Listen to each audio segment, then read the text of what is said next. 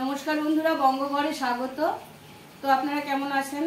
আজকে মঙ্গলবার, আমার বজরংবলীর আশীর্বাদে আশা করি সবাই খুব ভালো আছে। আর বজরংবলীর আশীর্বাদ যার মাথায় থাকে সে ভালো থাকে।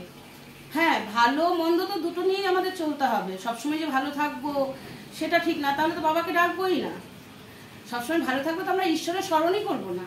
ভালো আছি, দুটোকেই মেনে চলতে হবে। যেমন রাত অন্ধকারটা মেনে চলতে হবে, দিনের আলোটাকেও মেনে নিতে হবে। তো এইভাবেই তো আমরা এগিয়ে যাচ্ছি প্রত্যেকে। তো আরেকটা কথা কি বলুন তো, আমার নিজের ভালো রাখতে হবে। আমাকে ভালো রাখার দায়িত্ব আমার নিজের, আমাকে কেউ ভালো রাখবে না। অর্থাৎ প্রত্যেকটা মানুষের কথাই বলছি। হ্যাঁ, আমরা মানুষ, সবার ওপরে মানুষ। সুখ দুঃখ কষ্ট মানুষের জীবনের এটা বন্ধু, এই নিয়ে আমাদের চলতে হবে। কিন্তু তার মধ্যেও আমাদের চেষ্টা করতে হবে নিজেদেরকে ভালো রাখার, নিজেকে ভালো রাখার। অতএব নিজেকে ভালো রাখবেন, সুস্থ রাখবেন, এই দায়িত্বটা আপনার দায়িত্ব, আপনার, অন্য কেউ নেবে না। আপনি যতক্ষণ করতে পারবেন, কি ফ্যামিলি বলুন, কি আত্মীয় স্বজন বলুন, যে কোনো বন্ধু বান্ধব, যতক্ষণ আপনি করতে পারবেন ততক্ষণ আপনার কদর আছে।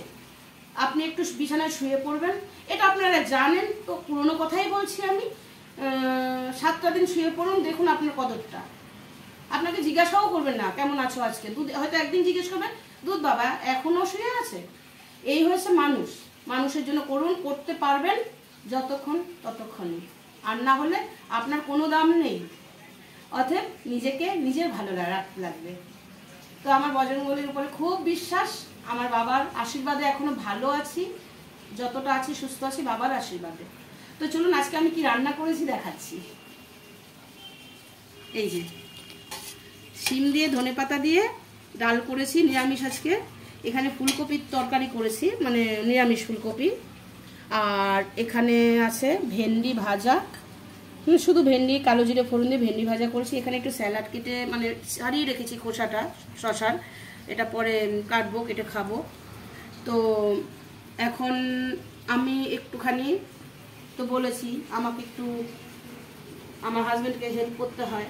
তো আমি এখন একটু দোকানে যাব, ওনাকে একটু হেল্প করব, তারপর আবার বাড়িতে আসবো। তারপরে তো আমার মিঠু আছেই, মিঠু তো প্রচুর হেল্প করে আমাকে, প্রচুর সহযোগিতা করে, মিঠু আমাকে প্রচুর জোর দেয়। তো আর মিঠু থাকবেও আশা করছি। কি বলুন তো, আমার ভয়ও লাগে, অনেক এসছে অনেক গেছে, তো একটু ভয়ও কাজ করে। ঠিক আছে, দেখা যাক, ভগবানের উপরে ছেড়ে দিলাম। যা করবেন উনি ভালোই করবেন, যা হয় ভালোর জন্যই হয়, এটা আমার বিশ্বাস। তো আজকে অনেক জ্ঞান দিয়ে ফেললাম,